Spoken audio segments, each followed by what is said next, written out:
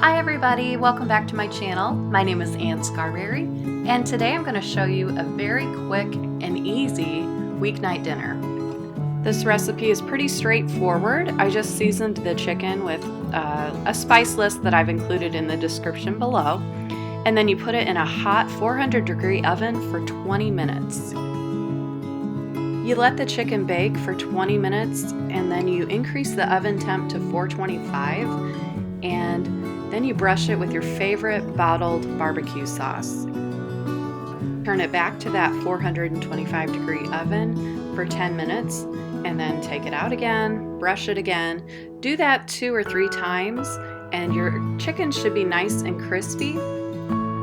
If you want to get that nice flame-kissed chicken skin, set your broiler on and then just put the dish right underneath that for about a minute. Do not walk away because the sugar in that barbecue sauce will burn. Serve alongside some cheesy rice, macaroni and cheese, whatever sides you like with your barbecue chicken. Enjoy!